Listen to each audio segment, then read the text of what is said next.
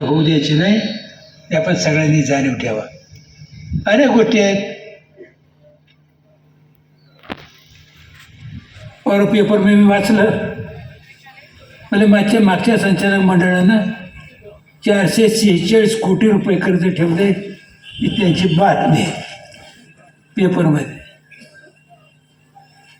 मी काय केलं त्यावेळेस त्यांचं आलं मागच्या वेळेला ते कारभारी झाले त्यावेळेला मी सगळी आर्थिक परिस्थितीची माहिती घेऊन ठेवली होती की काय आपण केलं काय नाही, पुन्हा हे कर आपल्याला दोष देणार आहेत. आणि म्हणून मित्रांनो त्या 5 वर्षामध्ये आम्ही जुनं जे संचालक मंडळ होतं भाऊंचं त्या संचालक मंडळाचे मागची देणी होती, तोटा होता, क्वालिटी पैसे देणे होते, असे 109 कोटी रुपये आपण चालू व्यवहारातून ते देऊन सगळी खाते मेल केली. तुम्हाला 2-3 उदाहरणं सांगतो.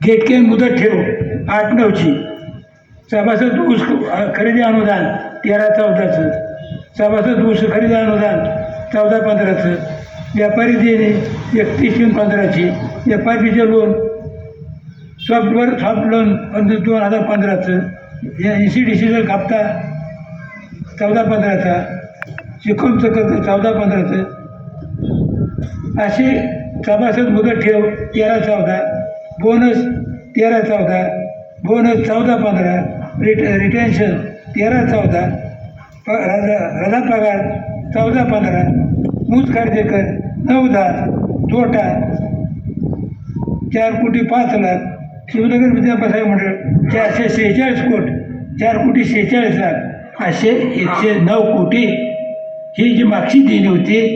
तुम्हाला तारखा सांगितल्या, सालं सांगितली, कोणाच्या काढून केली ते तुम्हाला. ही 109 कोटीची देणी आपण 15-20 काळामध्ये दिली. नंतर आपण एक्सपेन्शन सुरू केलं.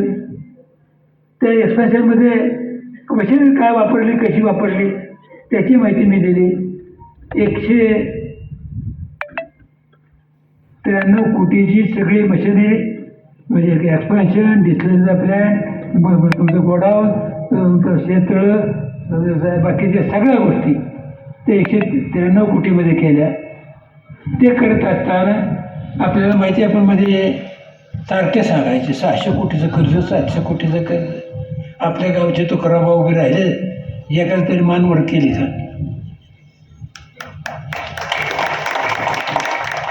त्याने सांगून द्या वाचून दाखवलं. अवघं 85 कोटीचं कर्ज, 600 कोटी, 700 कोटी. आता तेच आहे 445 कोटीचं मागच्या बोर्डाचं देणं असं हेच लिहिलेलं आहे. मित्रांनो मी माझ्याकरता कागद मी अकाउंट ऑफिसला पाठवला. म्हणजे तुम्ही 400 कोटी 46 कोटीचं मला माहिती द्या, मला लोकांना सांगायची. मी नाही तर माझ्याकडची माहिती देतो. मी माझी माहिती पाठवली. ते मी म्हणलं बाबा 116 कोटी कर्ज आहे, 446 कोटीला काढलं. मग त्याने ते बघितलं. त्याने म्हणजे जी साखर होती त्या साखरेवरती पोत्याची उचल धरली, साखरेची किंमत धरलेली आहे. जॅकाच मग ते म्हणजे 116 कोटीच कर्ज आहे. बरोबर आहे. असल्या सगळ्या चुका, खोटं नाटक बोलायचं, खोटं नाटक सांगायचं, खोटे आकडे सांगायचे, असल्या पद्धतीनं असं कुठं कारभार चालतं. माझी विनंती आहे कोणी यावं, समोर बसावं, कुठेही मला बोलवा, मी यायला तयार आहे. दुसरं सांगतो की ते सांगितलं त्यांनी मागचं देणं लय देऊन ठेवलं. तुला त्यावेळेचा काही येणी होती, थोडं कारखाना चालवायला पैसे लागतात ना, ते म्हणजे लय अडचण करून ठेवली होती. त्यावेळेचं सांगतो केंद्र सरकारचं अनुदान 12 कोटी 98 लाखाचं होतं. महाराष्ट्र विधिमंडळाचं 16 कोटी 42 लाखाचं होतं. महाराष्ट्र शासनाचं अनुदान 6 कोटी 18 लाखाचं होतं. डिस्टलचं उत्पादन 34 कोटी 74 लाखाचं होतं. मोबाईल इन्शुरन्स 2 कोटी 92 लाखाचं होता. बॅगेज किंमत 2 कोटी 36 लाखाची होती. सभासद खत येणं 5 कोटी 94 लाखाचं होतं. खताचा स्टाफ 40,000चा होता. भांगारमध्ये विक्री 7 कोटी 15 लाखाची होती. शिल्लक साखर 26 कोटी 85 लाखाची होती आणि बँकेत शिल्लक 8 कोटी 50 लाख होते. असे 124 कोटी रुपये त्यांना शिल्लक ठेवले होते. हे दोन्ही वाहतुकीचा खर्च होता 34 कोटी 55 लाख. NCDCचं खर्च भांडवल होतं 16 कोटी 25 लाख. ICT होते 11 लाख 95 लाख, 11 कोटी 95 लाख. ऊस तोडणी वाहतूक कमिशन 19 लाख 38 हजार. व्यापारी देणे 5 कोटी 2 लाख. सभासद ठिबके बँकेचं देणं 5 कोटी 2 लाख. बँक खात्याचे देणं 2 कोटी 2 लाख. रिटेन्शन 2 कोटी 2 लाख. अशा पद्धतीनं 111 कोटी 90 लाख देणं होतं. म्हणजे 124 कोटीचं उत्पन्न त्याला ठेवलं आणि दिलं मात्र 111 कोटीचं होतं. पैसे शिल्लक होते का नाही? पण सांगतात लय कर्ज करून ठेवलं. कर्ज झालं 116 कोटीचं कर्ज होतं. घेतलं ज्यावेळेला आपण काढलं होतं. आपली चर्चा झाली त्यावेळेला कारखान्यावरती की 120 कोटीचं आम्ही कर्ज घेतलेलं आहे. काय तो पैसे फिटून ते 116 कोटीचं कर्ज सांगतात. काय 445-46 कोटीचं कर्ज आहे. पेपरमध्ये बातम्या काय देतात, बोलतात काय, आणि पुन्हा म्हणतात कारखाने प्रतिष्ठा कोण तुम्ही घालवता. काय कर कोण घालवते? आणि अशा पद्धतीचं सगळं चुकीचं करायचं, चुकीचं सांगायचं, चुकीचं बोलायचं, असा हा त्यांचा कारभार आहे.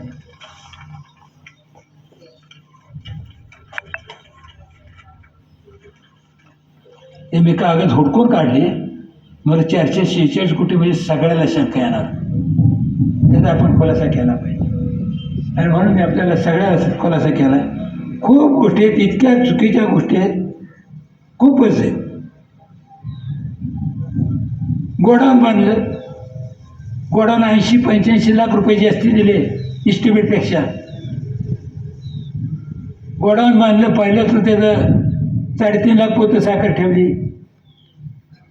त्याला प्लास्टिकचे पत्रे मारल्यावर ते वाऱ्यानं उडाले, पत्रे उडाले. पाणी साखरेवर आलं. साखर वरपासून खाली भिजत आली. 60-70 पोत्याची थापी भिजत खाली आली.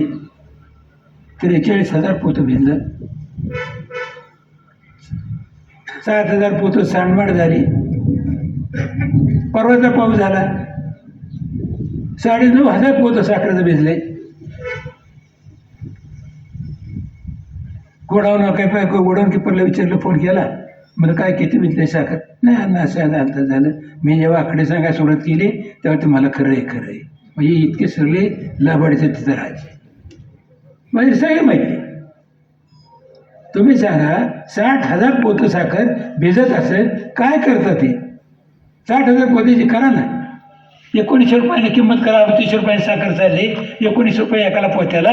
60,000 पोते किती पैसे झाले बघा. आता त्या साखरेतनं बरीचशी साखर भिजून त्याचं पाणी झालं असेल, विरघळली असेल, खराब झाली असेल, नवीन साखर करायचं झालं, त्याला बारदाना पाहिजे. ते बारदाना काढून टाकावं लागेल, बारदाना वापरावं लागेल. ते सगळं भिजलेलं साखर आहे ते तुम्हाला मशीनमध्ये टाकावं लागेल. त्याला पुन्हा ते पाक करावं लागेल, स्वच्छ करावं लागेल, पुन्हा त्याला साखरेचं रूपांतर करावं लागेल. त्यासाठी केमिकल लागेल, स्टीम लागेल, माणसं लागतील. एवढं करून भागणार नाही. त्याला बारदाना लागेल, सुतारी लागेल, हमाली लागेल. एका पोत्याला 120 रुपये खर्च येईल नुसता प्रोसेस करायला. आणि साखर वाया किती गेले याचा हिशेबच नाही. अशा पद्धतीचा कारभार करणारी मंडळी. कसं होणार आपलं? 60,000 पोतं. आणि अशा पद्धतीचा कारभार त्यांचा आहे. दुसऱ्या गोडामध्ये सुद्धा 9,500 साखर पोतं भिजली. 60,000 पोतं भिजली. झालं ATP प्लॅन्ट. आणि ते गोडाऊनला इस्टिमेटपेक्षा 80,000 रुपये खर्च, 80 लाख रुपये खर्च जास्त आला आहे. रेकॉर्ड आहे सगळं. इस्टिमेटपेक्षा 80 लाख रुपये जास्त खर्च आला आहे. दुसरं ATPचा प्लॅन्ट करायचा. काय माणसांनी सांगितलं की नंतर कारखाना मोठा केला आणि त्यांनी केला आहे. कारखाना मोठा झाल्यानंतर घाण पाणी बाहेर निघतंय, मान्य. आम्ही त्याचं ड्रॉइंग घेतलं, डिझाईन घेतलं, प्रोजेक्ट रिपोर्ट घेतला आणि आमच्या संचालक मंडळाची मुदत संपली. हे तिथं सत्तेवर आले. काम कोणाचं आलं? त्यांचं काम आलं ना, घेतलं करायला. त्या कंत्राटदाराशी भेटले, बोलले. कंत्राटदाराला मी करतो, तुम्ही सांगा. VSIच्या तज्ज्ञांनी दिलेला ड्रॉइंग डिझाईन बाजूला ठेवलं आणि त्या कंत्राटदाराच्या सल्ल्यानं ते गोळा केलं. 7,76,00,000 रुपये तिथं खर्च झाले. आपल्या सगळ्या नदी काठाला ते घाणपाणी येते. काय काय सांगायचं तुम्हाला? म्हणजे ते मशिनरी घेतल्या मी, टिपलर टेबल घेतलं. टिपलर टेबलचा अर्थ सांगतो तुम्हाला. आता हार्वेस्टर आपल्याकडे आलेले आहेत. हलवरच्या बारीक बारीक कांड्या असतात, त्या खाली करायचं ते मशीन आहे. पहिलं मशीन 22 लाखाचं त्यांनी घेतलं. 2 वर्ष त्याच्या दुप्पट खर्च केला दुरुस्तीला. ते चाललं नाही, बाजूला ठेवलं आणि पुन्हा 46 लाखाचं मशीन घेतलं. तेव्हा ते चाललं नाही, काढून बाजूला ठेवलं. तेव्हा बसावलं. काय सांगतात? आम्ही टिपलर टेबल बसावला. किती खर्च आहे? दुसरं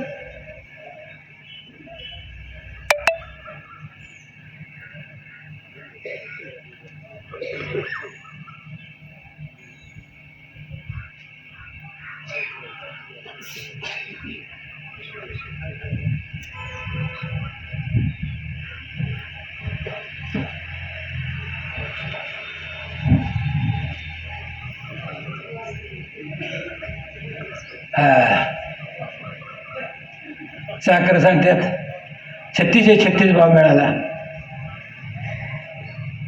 मित्रांनो, हे जे दिवस आपल्याला आलेत ना, ते लबाडी काय केली त्याचं हे उदाहरण आहे.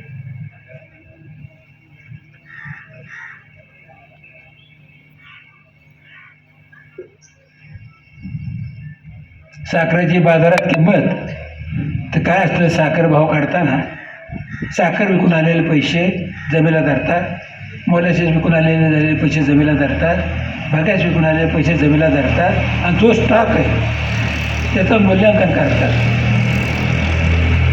तर राहिलेल्या साखरेचं मूल्यांकन जादा भाव काढण्यासाठी जास्ती किंमत धरली. 3600 रुपयाच्या वर किंमत धरली. 3656 रुपये किंमत धरली आणि सरासरी साखर विक्री आली 3485. 17,71,00,000 तोटा झाला. दुसरं भाव काढायचा म्हणून 31 पर्यंत जी खरेदी असते, खर्च केला असतो तो त्या वर्षी हिशोबात धरायचा. याने तो पुढच्या हिशोबात धरायला टाकला, कारण भाव काढायला पैसे मिळालेत म्हणून. ते 5 कोटी आणि पुन्हा 41 लाख रुपये पुढच्या वर्षासाठी खर्च टाकले. म्हणजे ते 17,71,00,000, 5,41,00,000, जवळजवळ तरी 23 कोटी 23.5 कोटी रुपये हे पुढच्या वर्षासाठी खर्ची पडणार आहेत. तेवढे पैसे ज्यादा वेळेला दाखवलं आणि त्याच्यामुळे 11-11.5 टनाचा 200 रुपये भाव वाढवला. तुम्ही सांगा 36 मधनं 200 वजा करा, किती भाव होतो? या कुठल्याच आम्हाला कधी बोलवा तुम्ही. आता हे सगळं हे घ्या, येतं ह्याच्यावरती सगळ्यांनी घ्या, त्यांना दाखवा, त्यांनी सांगू दे हे चुकीचं आहे म्हणून.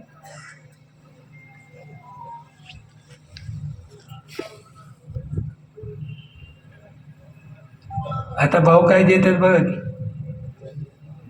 चालू वर्षी साखर विक्री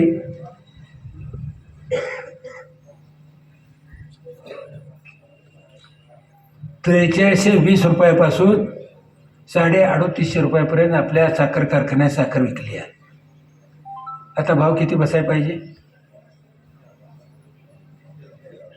हा तुम्ही सांगताय बरं का? बरोबर आहे का? बघा काय भाव मिळतो या. काढ द्याल कर्ज, जिल्हा बँकाच कर्ज द्यायला 36 कोटीच्या डिस्कवरीवर 100 कोटी कर्ज. काय चाललंय? तुमच्या शेतकऱ्याला मिळतंय का?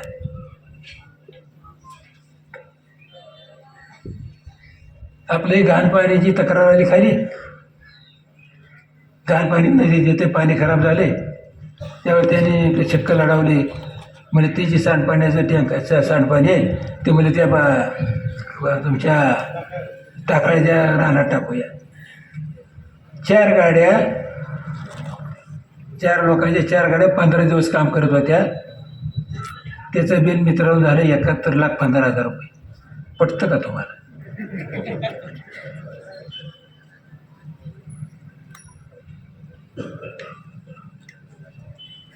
ते सांगतात 90 कोटीची आम्ही देणी दिली. मित्रांनो, ते सत्तेत आल्यानंतर ज्या सभासद ऐच्छिक ठेवी आहेत ना, त्या 33 कोटीच्या आमच्या काळात होत्या. त्यांच्या काळात त्या 93 कोटीच्या झाल्या. 60 कोटीच्या ठेवी वाढलेल्या आहेत. 18 कोटीनं शेअर भांडवल वाढलेलं आहे. हे काही कुठले पैसे आहेत का? 78,000 कोटी जर तुम्हाला फुकट मिळाले म्हणायला हरकत नाही. आणि 90 कोटीचं कर्ज फेडलं. किती कर्ज फेडलं यांनी? काय नाही.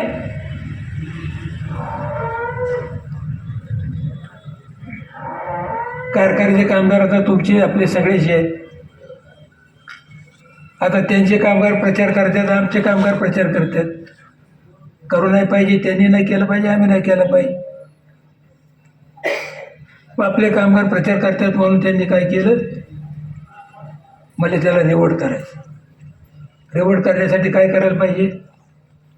त्याच्या खोट्या फौजदाऱ्या दाखल केल्या. अटक वॉरंट निघाली, त्याने अटक पुढे जामीन द्यायला सुटले. ही केस लेबर कोर्टातून हायकोर्टात गेली. हायकोर्टानं हे सगळं वाचलं आणि केस फेकून दिले. इतकी लोकांना त्रास द्यायची जी प्रवृत्ती आहे. त्यामध्ये मला कुणाची मुलं आहेत?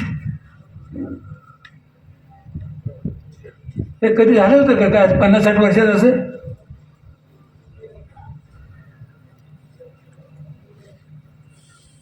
सिव्हिल काम असं तर बोलायचं कामच नाही. आम्हाला पुसडी मिळालं होतं. प्रेसिडेंट मिटिंगमध्ये झालेलं ते आली परवा पुसडी, बघितली पुसडी. त्यात माहिती होती की एमडीच्या सांगण्यावरून, एमडीच्या सांगण्यावरून एमटीला मालक करून टाकाय कारखान्याचं. संचालक म्हटलं कशाला, त्याला ठराव पाहिजे, बाकीचं पाहिजे काय नाही. एमडीच्या आदेशावरून 65 लाखाची कामं केल्यात. खूप काय पण चाललंय.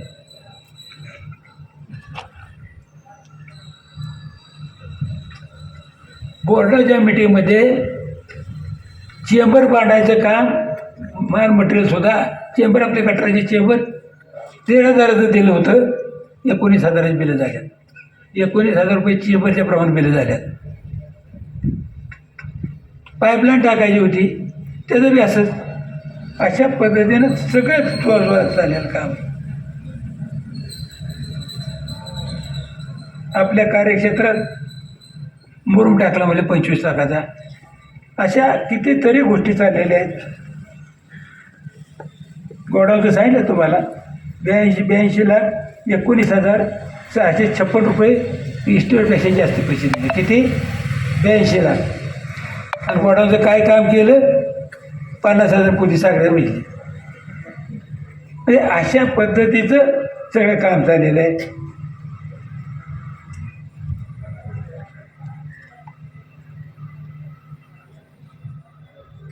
नेत्यांनी सोमेश्वर कारखान्याचे एक्सप्रेशन त्यांच्या देखरेख म्हणजे ऑर्डर देताना ते समक्ष हजर होते. ऑर्डर दिली. तो कारखाना मित्रांनो 4 वर्ष नीट चालला नाही. ती जबावस्था छत्रपती कारखान्यामध्ये एक्सपेन्शन करायची ऑर्डर दिली. तो प्लॅन्ट 4 वर्ष नीट चालला नाही. आपला प्लॅन्ट लावू नये म्हणून खूप प्रयत्न केले. तुम्हाला काय सांगायचं? आता जे आहेत ना सगळे आता फिरतात ना त्याच्या भोवतानी, या सगळ्या मंडळींनी हायकोर्टात केसेस केलेल्या आहेत. 26 जण हायकोर्टात गेल्यात. आता हे नसतं ना इलेक्शन, तुम्हाला यादीच वाचून दाखवली असती, कागदपत्र दाखवली असते. जनरल मिटिंगने ठराव केला, मान्यता दिली, डायरेक्ट शुगरनं त्याला मान्यता दिली. प्रोजेक्ट रिपोर्ट तयार झाला, खरेदीची ऑर्डर झाली, खरेदी म्हणजे टेंडर निघाली, खरेदी काही स्टेट लेवल परचेस कमिटीनं करून दिली तरी तुम्हाला चालत नाही. त्या स्टेट लेवल परचेस कमिटीच्या खरेदीला तो विषय ठरावू नये म्हणून 2 माणसं पाठवली. कोण पाठवलं माहिती आहे का? वळसे पाटील आणि रोहित पवार. काय कारण तुम्ही सांगा तुम्हाला. आपण 67 सालापासून आजपर्यंत 55 वर्ष त्या मंडळीला मतं देतोय. आज तुम्ही तुमचे कारखाने 2,500चा कारखाना बांधायला 17,500चा केला. आता बारामतीचा कारखाना दिवसाला 30,000 लिटर 30,000 टन क्रशिंग करणारा कारखाना व्हायचा आहे. आणि आपण 4,500 7,500 किलो त्याला चालत नाही. दुसरं तुम्हाला सांगतो, हे बघा, मी तर अनेक वेळा सांगतो ते आहे. आता माझ्या अगोदर वक्त्याने सांगितलं की छत्रपती कारखाना कोणी केला, कसा केला, त्यांचं सगळं कुटुंब 3 पिढ्या तिथं होत्या. तो कारखाना 6,000चा 6,000 आहे. त्याचा खाजगी कारखाना शेजारी 25-30 किलोमीटरवर आहे. तो 2,500चा 17,500 झाला. आता 20,000 वाय निघाला. एक कारखाना 30,000 रुपये पर डे कपॅसिटी झाला आहे. आणि सहकारी कारखान्यामध्ये गुटक्या मिळतो. या दोन्हीकडं कारभार हेच. ही अवस्था आपली होती. आपण कोणी साधं समजू नका. आपल्याला सहकारी साखर कारखान्यामुळं आपल्या या आर्थिक परिस्थित्या चांगल्या आहेत. त्यामुळं कॉलेज झालं, कार्यालय झालं, शिक्षण संस्था उभ्या राहिल्या, मुलं मुली शिकायला लागली. ती जगाच्या पाठीवरती व्यवसायाच्या निमित्तानं कामकाजाच्या निमित्तानं गेली. आपल्या प्रपंचामध्ये परिवर्तन झालं आहे. अनेकांची गरज झाली. या सगळ्या गोष्टी झाल्या या कारखान्याच्या मदतीनं. ही जर दुधाची साथ मिळाली असती आणखीन आपली भरभराट झाली असती. काय दुधाची अवस्था आहे तालुक्यात. वेळ कमी आहे, बऱ्याच गोष्टी बोलायच्या. तुम्हाला सगळे सांगितलं असतं आपल्यासाठी काय होऊ नये. आपण नुसतं मागं पडायचं. मी अनेक ठिकाणी सांगतो. पहिल्या नगर जिल्ह्यामध्ये नगरचं रेल्वे स्टेशन महत्त्वाचं असायचं आणि ते गावापासून 2-2.5 किलोमीटरवर आहे. तिथं टांग्याचं पहिली वाहतूक असायची. पेशंटचे जायला, लोकांना जायला यायला. मग त्या टांग्याचं घोडं टांग्यावर काय करायचं. आता ती दुष्काळी मग घोडी रोड झाला असायची. मग त्या पैसे परवडत नाही म्हणून त्या टांगावाल्यानं काय करायचं, भरपूर माणसं बसवायची. आपण चालायचं. ते चालायचं, घोड्याच्या पुढे चालायचं. एक घासाची पेटी पाठीवर धरायची. ते घोडे त्या घासाच्या निमित्तानं खायच्या निमित्तानं ते पोळबडत होतं वजन. तशी आपली अवस्था आहे. आपल्याला जगून द्यायचं नाही. आपण सगळे जागेत व्हा. आम्ही 4-2 वर्ष काय करणार आहे. आपण सगळ्यांनी साथ दिली. तुम्ही ज्या वेळेला साथ दिली त्या वेळेला प्रत्येक वेळेला पण नवीन व्यवसाय सुरू केले. म्हणजे डिस्टिलरी काढली, इथोनॉल प्रकल्प लावला, कोजन केलं, येणे प्लॅन्ट केले, कॉलेज केलं. त्यानंतर आपलं तुमचं कार्यालय झालं. अनेक गोष्टी झाल्या. या 5 वर्षात काय झालं, एक गोडाऊन झालं. गोडाऊन कसं झालं, 60,000 पोतं साखर घेतली. आणि अशा पद्धतीने पैसे दिलं. ते पैसे अशा पद्धतीने पैसे.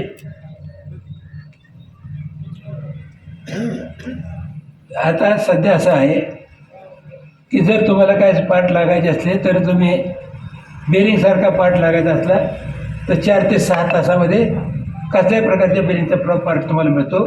बारामतीत बरेचसं मिळतं. गेल्या वर्षी 111 कोटीच्या बेरिंगा घेतल्या. 76 लाखाच्या बेरिंग आज गोडाऊनमध्ये शिल्लक आहेत. जी बेरिंग 2 तासात तुम्हाला मिळते. लागत बेरिंग ठीक आहे 10-5 लाखाची. 76 लाखाची बेरिंग शिल्लक. अशा पद्धतीचं सगळं.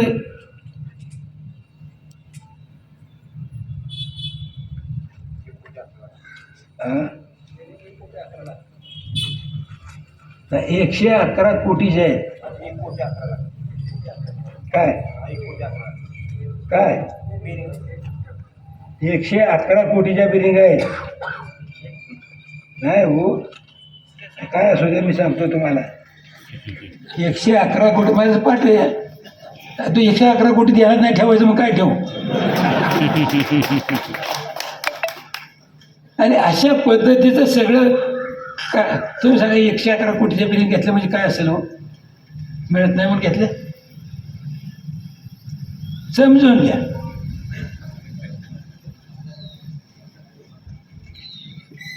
आणि नुसती फळं तर चालते. खूप काही गोष्टी आहेत आणि असंच चाललं तर काय होईल? हे कुठल्या ज्योतिषाला बोलवायची गरज लागणार नाही.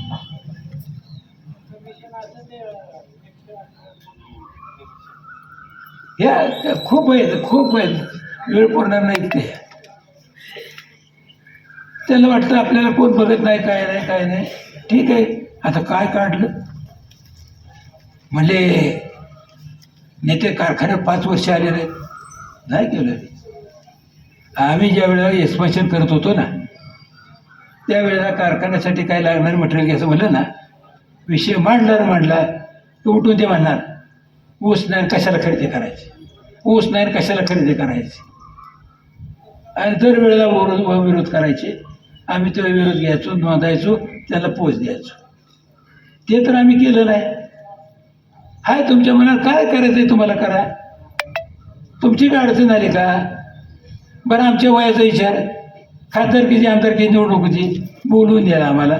नाही तुम्ही आलं पाहिजे. मग त्या वेळेला नाही वय दिसलं. पण त्यांच्या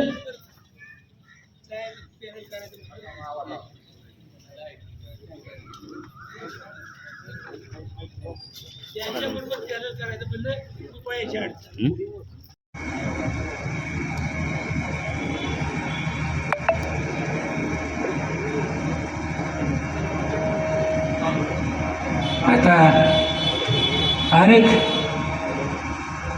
गोष्टी आपण सगळे साक्षीदार आहात. एका जनरल मीटिंगमध्ये त्या 11 गावं जोडण्यासाठी आपण सगळ्यांनी विरोध केला होता की गाव जोडू नका म्हणून. प्रोसिडिंग काय केलं?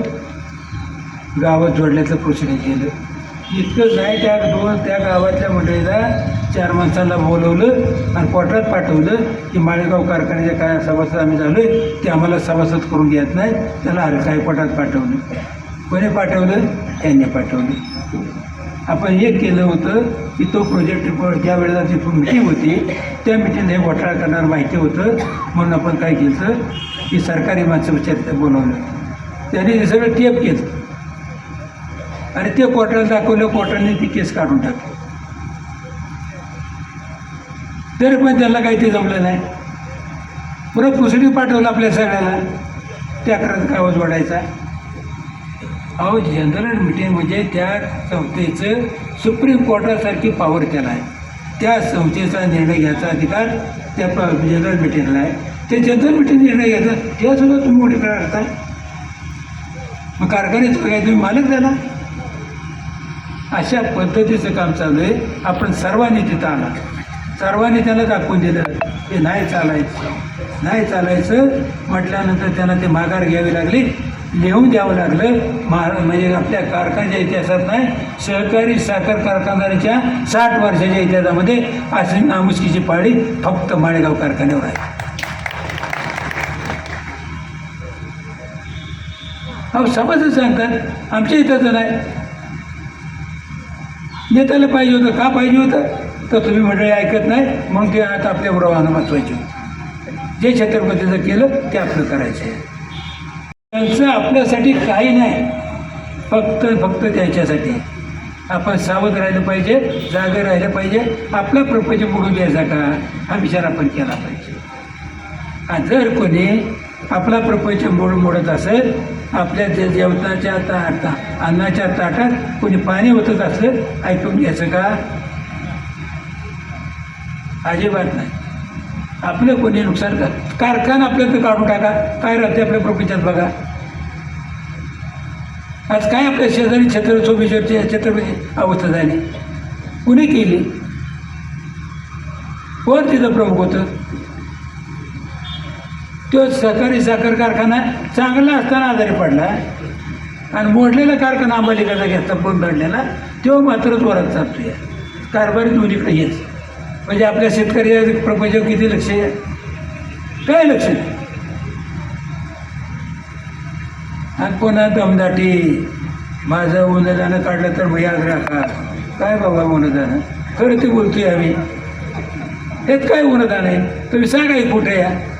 आपल्याला वाटतंय का कुठं? किती दम देत आहे? कशासाठी दम देता? अहो हे आमच्या वडवडिलांनी केलेली कारखानदारी. आम्ही सगळे आतापर्यंत एकत्र बसत होतो, चर्चा करत होतो, कारभारी ठरवत होतो, कारभारी निवडत होतो, कारखाना चालत होता. तुमचे काय इथं पुन्हा म्हणतात मला कायदे आले का? राहा बाबा बाबा, आमचं काय नाही.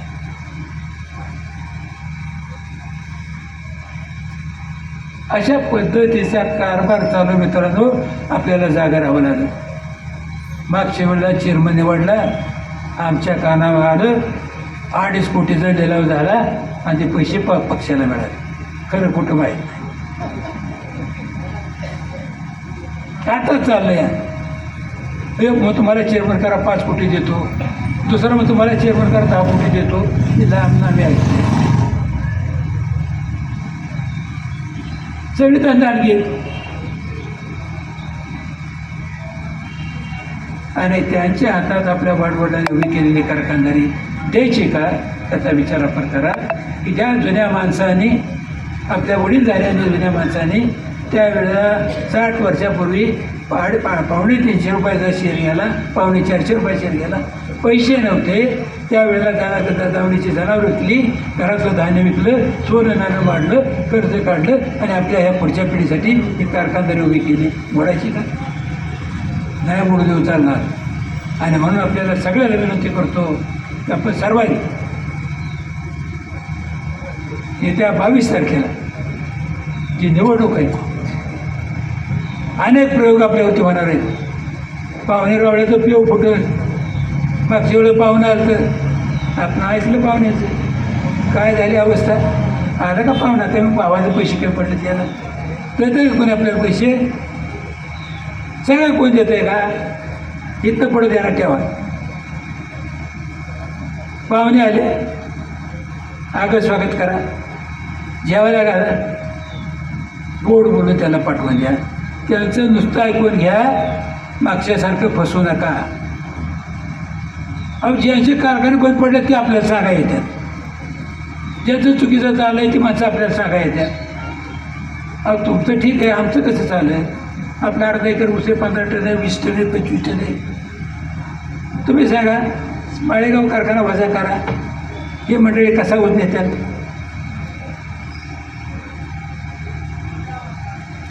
अहो एक केस कोर्टात गेली, ते म्हणायचे उसनं काय म्हणजे एक्सपान्शन थांबवा. कोर्टात केस गेली, कोर्टाला मी सगळे पुरावे दिले. यदलमिटीचा झालेला ठराव, सरकारनं दिली मान्यता, स्टेट लेवल परिषद कमिटीने खरोखर करून मशीन दिली, मशिनरी तिला दिलेला ॲडव्हान्स, बँकाने केलेलं कर्ज मंजूर. तरी हे मला जे ऊस कुठे दाखवा. आम्ही ह्या सगळ्या गोष्टी कोर्टापुढं मांडल्या, सगळे कागदपत्र दाखवले, सगळे फोटो काढून ठेवले आणि सांगितलं कार्यक्षेत्रात 80 लाख टन ऊस आहे, त्याचं काय करायचं सांगा. कोर्टाने त्याच्या वकिलाला विचारलं त्या ऊसाचं काय करायचं. वकील का बसले, कोर्टाने सांगितलं तुमचं काम चालू द्या, त्यांचं सगळं काढून द्या. इतका त्रास. आणि ते छाती बडावत्यात 15 लाख टन कसे गेले, 15 लाख टन कसे गेले, असं बक्षीस मिळालं. काय सांगायचं? तुम्ही सांगताय सगळी नावं आहेत, त्यांनी कोर्टात गेलेले केसेचे पुरावे सगळं माझ्याकडे, ही वेळ नाही. आणि अशा पद्धतीचं त्रास द्यायचं का? हे कारखानदारी मोडायचं काम चालू आहे. अब तुम्हाला सांगा, या केंद्र योजनेच्या काळात आपण ऊसाला 600 रुपये भाव दिला. त्यावेळेला महाराष्ट्रातल्या सगळ्या कारखान्यांनी 250 रुपयाने भाव दिला. त्याची कारण आहेत मित्रांनो. मार्चमध्ये कारखाना, एप्रिलमध्ये कारखाना बंद करायचं. आम्हाला शेतकरी कारखाना बंद करून देत नव्हते. राज्याचे मुख्यमंत्री पवारसाहेब होते. पवारसाहेबांना आम्ही विनंती केली की साहेब हा ऊस नाही काढला तर सरकारला नुकसान भरपाई तुम्हाला द्यावी लागेल. आम्ही ऊस काढतो, पण आमच्या वाहतुकीचा होणारा खर्च, रिकव्हरीचं होणारं नुकसान तुम्ही जर आम्हाला दिलं तर आम्ही काढतो. त्यांनी संमती दिली. सगळं नुकसान त्याला भरून देण्यापेक्षा होईल थोडंफार नुकसान त्याने राज्याचा विचार केला, संमती दिली. आपण त्यावेळेला तो आपला कारखाना मार्चमध्ये चालवला, एप्रिलमध्ये चालवला, मेमध्ये चालवला, जूनमध्ये चालवला, जुलैच्या पहिल्या आठवड्यापर्यंत चालवला. दुप्पट कृषी झालं, कारण साखरेचं उत्पादन झालं, साखरेचा भाव चांगला मिळाला, आपल्याला पैसे मिळाले. आम्ही ते पैसे मिळाल्यानंतर एक मंत्री समिती मिटिंग होते की साखरेच्या मालाची स्टॉकची किंमत काय धरायची, बघायची किंमत काय धरायची, मॉलेशीची किंमत काय धरायची, ह्याच्यासाठी मिटिंग होती. ते मिटिंग संपले. साहेब असे चालले होते. गेलो साहेबांच्याजवळ. साहेब म्हणून भेटायचे आम्हाला. म्हणजे किती वेळ लागेल तुम्हाला? 15 मिनटं लागतात का? म्हणजे हो. थोडासा विचार केला. म्हणजे उद्या सकाळी 9 वाजता आम्ही गेलो भेटायला. आम्ही सगळं कागदपत्र दाखवलं चल ना. आणि साहेबांना विनंती केली, साहेब ते लगेच तुम्ही कोणाला काही बोलू नका. साहेबांनी नाही म्हणून सांगितलं. उठून आत गेले आणि दुसऱ्या फोनवर आप्पासाहेबाला फोन केला. आप्पासाहेब, माळेगावचा कप्पा काय भाव गोष्टी माहिती आहे का? म्हणजे 600. तुमचं किती बसेल? म्हणजे बसेल 250, 260. मग सगळी पळापळी चर्चा सुरू झाली. त्याच वेळेला हे नेते आज बाहेर करत होते तिथं वर्षा बंगल्यावर. हा विषय संपला. आर्यन साहेबांना म्हणले, आम्हाला सांगा की त्या सूतगिरीला पैसे मिळत नाहीत, तेवढं शेअर भांडवल द्यायला सांगा. मी साहेबांना सांगितलं, साहेब आम्ही पैसे देतो, पण ते सूतगिरणी तुम्ही कारखान्याच्या कार्यक्षेत्रात करा. आपण त्याला 1 कोटी पाहिजे होते, 90 लाख रुपये आपण गोळा करून दिले. त्याला आपण सहज दिले. पण त्याला माळेगाव कारखान्याच्या समाजा मालकीची सूतगिरणी ठेवायची नव्हती. त्यांनी छत्रपतीचे काय लोक घेतले, सोमेश्वरी काय, आता 90 लाख आम्ही दिले, त्याला तर आपण द्यायचं नाही. बाकीची सगळी मंडळी घेतली आणि त्या त्याचा सूतगिरणी काय झालं बघा. आपल्यानंतर जयंत पाटलांनी सूतगिरणी काढली, उत्तमपैकी सूत तयार केलं, त्या सुताला रंग दिला, त्याचं कापड तयार केलं. ते जगाच्या बाजारात तुम्ही माणसाचं कापड विकता, आपल्या सूतगिरणीची काय अवस्था आहे बघा. आहे का आपल्या पैसे थांबता? आमचं कागदपत्र कुठे म्हणजे वाळवेनं खाल्लं, आता काय बोलायचं. ती सूतगिरणी चालू झाली असती, आणखीन 2 पैसे मिळाले असते, जे पाटलाला मिळतात. दुसरी गोष्ट, आपल्या तालुक्याचा दुसरं रजिस्टर झाला. त्या दिवशी वारच्या नंबरानं संगमनेरचा दूध रजिस्टर झाला. तो दूध 15-16 पदार्थ करतोय, दूध चांगल्या पद्धतीने घेतोय. शेतकऱ्यांचं दूध घेतात, 15-16 पदार्थ तयार करतात. तर त्यांनी तिथल्या तरुण मुलांना पार्लर काढून दिल्या, दुकानं काढून दिल्या. ते रस्त्याच्याकडं इकडं तिकडं माल विकतात.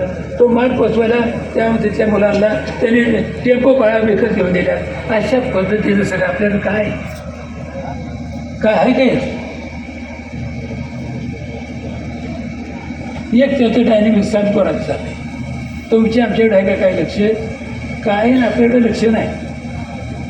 कारण आपली जी अवस्था आहे ना, मी सांगितलं आपल्याला, इंदगाच्या वड्यासारखी आहे. नुसतं मागं पडायचं. एकाला इतकं बोललं तर ते नाही बरोबर आहे.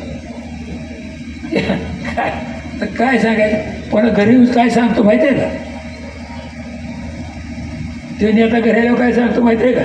काय सांगू तुला? दादा माझ्याकडे बघून हसलं की.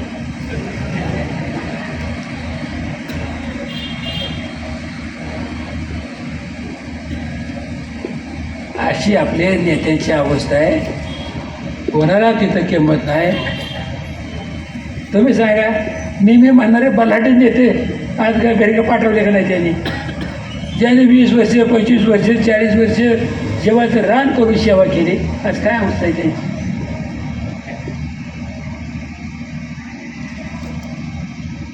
त्यांना त्याच्यापुढं काय नाही. ते अशा पद्धतीचा कारभार चाललेला आहे. आपल्याला सावध राहिलं पाहिजे. आता वेळ बराच झालेला आहे. तर शेवटचं सांगतो, तेवढ्या मतदानाच्या आदल्या 2-4 दिवस जी दांडगे काय माणसं आहेत लक्ष्मी घेऊन दारात येत्याल, नीट समजून घ्या, काय त्यांच्या कष्टाचे नाही. नमस्कार करा, आपल्या सहकार बचाव शेतकरी सरकारचा पहिल्यांदा मतदान करा, त्याने निवडून आणा, 5 वर्ष खिसापाटच पैसे घ्या. आणि शिवाय कारखाना जाग्याला राहील, 3 गोष्टी आपल्याला करू. लक्ष्मीचं दर्शन, ओसाचा भाव, आणि पण लक्ष कारखाना जाग्याला. असं आहे का कुठं? हे सगळ्यांना सांग, येऊ द्या किती येते ती. आता स्पर्धा लागेल. एक मग तुम्ही 5 कोटी तुम्हाला चेअरमन करा, दुसरं मग तुम्ही 10 कोटी चेअरमन करा. अरे हे काही इकडे काढले का आमचा कारखाना? हा, आता पुन्हा जोरात येते. कोण म्हणलं पहिलं घेतलं की 2.5 कोटी, तर कोण म्हणा कशाला? शेजारी पाजारी सांगतात, अहो त्याचा मित्र आहे, 8-4 दिवसांनी चुकत नाही काय तर बोलतो ना. अरे ते झालं बरं का. अशा पद्धतीचं सगळं आहे. आपण सांगत राहा, त्या बोलता अहो आमच्या मागं काय आठवतं, काय सांगावं. आम्हाला 8-10 दिवस झोपच नाही. ह्यो गेला की तू याच, ते आपण मिटवून घेऊ. मोठी माणसं. पहिले तालुक्याचे अध्यक्ष राजवर्धन शिंदे आले, खरेदी विक्री संघाचे चेअरमन विक्रम भोसले आले, त्याच्यानंतर दुसरे तालुक्यातले नेते किरण गुजर 2 वेळा आले. पुन्हा आपले डायरेक्टर नितीन सातव 5-7 वेळा आले. छत्रपती कारखान्याचे चेअरमन 2-3 वेळा आले. आम्ही सगळ्याला हात जोडलं. आम्ही कायच बोलायचो नाही, असं तसं काय म्हणत. मी फक्त सांगायचो आम्हाला कारखाना वाचवायचा आहे. मी काय बोलू, कशाला शब्द वाढायला लावायचा. शेवटी ते सगळे एक दिवशी कालच्या परवाशी जमून आले 7-8 जण. नाही मला तुम्ही सांगा, तुम्ही नुसतं बोला त्याच्याबरोबर. मला बाबा मला तर बोला भीती वाटते, काय बोलायचं त्याच्यावर. आणि अशा पद्धतीनं हे सगळे आमच्यावर आलेलं संकट टाळे बाबा, आपल्या सगळ्यासाठी, तुमच्यासाठी, आमच्यासाठी. आणि म्हणून सांगतो, तुम्हाला मंत्र सांगितलं आहे. आता हे नाही जमलं तर दमदाटी सुरू होईल. पुढचं सांगतो, अजिबात द्यायचं नाही. अहो तुम्ही सांगा, आपण जेवाय बसलो या, आपला कारखाना चालला आहे. जर कोणी आपल्या ताटात पाणी ओतत असलं, गप्प बसायचं. मोठा वेळ आपण एवढं कशासाठी ऐकायचं? आपला प्रपंच मोडत असताना, कच्च्या बच्च्याच्या तोडचा घास जातच असताना गप्प बसायचं कशासाठी? जगायचं कशाला मुर्तड म्हणून? ताट मानेनं उभं राहा. आपल्या कष्टाचा पैसा आपल्याला मिळाला पाहिजे, आपल्या कष्टाचं दाम आपल्याला मिळालं पाहिजे. आपला हक्क आहे. ते सांगतात असं झालं, छत्रपतीच का दिलं नाही? अहो काय नाही, छत्रपती कारखाना अडचणी झाला त्यावेळेला हे महाराष्ट्राची बँक ह्याच्या ताब्यात होती, पुढे जिल्हा पद्धती बँक ह्याच्या ताब्यात होती. 50 कोटी दिले असते, तो कारखाना जिवंत राहिला असता. नाही दिलं, कारण त्याने मारायचं होतं. ती आपल्या अवस्था होती. खूप गोष्टी ते बोलायला लागले की आणखीन येते. आपला वेळ झाला आहे, बरंच चर्चा झालेली आहे. आपण सर्व 22 तारखेला लक्षात ठेवा, आपली जी खून आहे किटली, त्या किटलीच्या चित्रावरती शिक्के मारा आणि पुन्हा आपलं शेतकरी त्याला निवडून आणा. आणि पुन्हा एकदा आपल्या स्वाभिमान कष्टाचा जाल हक्कानं ज्ञान मिळवायचा प्रयत्न करूया. एवढे त्या निमित्तानं बोलतो, थांबतो. जय हिंद, जय महाराष्ट्र.